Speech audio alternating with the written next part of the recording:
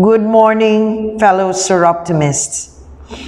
I congratulate Seroptimist International founder MANILA in partnership with Noble Queen of the Universe 2019 for your quick response to the global call to unite to end violence against women.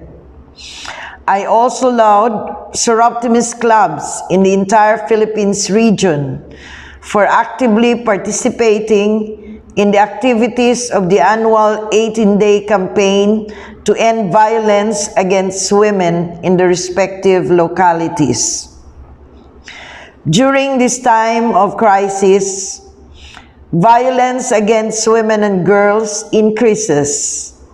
Pandemics such as COVID-19 create challenging conditions that exacerbate the risk of violence against women and girls and the challenges to implementing prevention programming due to the restrictions brought about by the pandemic.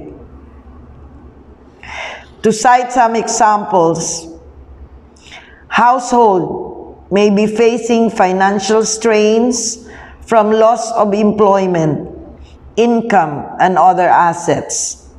Traditional gender roles dictate that men should provide for their families. This reality can create a sense of inadequacy, uncertainty, and loss of control, provoking the assertion of power, including through violence towards their partners or spouses, children, or others living in the household. Families subject to quarantine, isolations, and physical distancing, coupled with increased domestic and care burdens, may experience tensions, stress, anxiety, and mental health problems. This alone can contribute to increased conflict and quarreling, which escalate to abuse. As prevention efforts adapt to deliver programming through online modalities, women and girls are even at greater risk of experiencing abuse in this space. Since internet use during this pandemic have increased between 50% and 70%, women and girls are subject to online violence in the form of physical threats, sexual harassment, stalking, Zoom bombing, and sex trolling, among other forms. Pornographic traffic has also spiked dramatically, bringing about the risk of sextortion.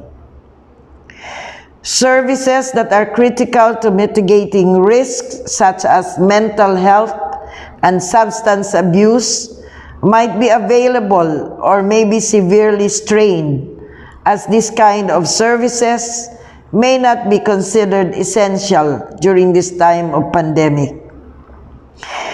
Restrictions on mobility, bans on congregating, and suspension of work, school, faith, and social engagements has interrupted prevention programming, which rests heavily on long-term, intensive dialogue and human interactions, including through community mobilizations, livelihood, and economic empowerment initiatives. Prevention, therefore, is even more pressing at this time, given the very risk factors that are being intensified as a result of COVID-19. Causing spikes in violence against women and children today, with rolling effects to be expected in the aftermath. This webinar, therefore, is most timely and appropriate to make every one of us realize how important it is for us to express our strong condemnation in words and in our actions to prevent violence against women and children, which is a gross violation of human rights.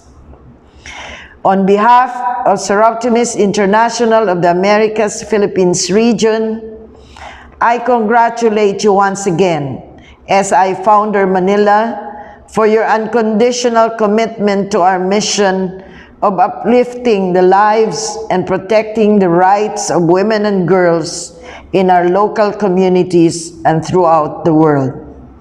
Maraming salamat po.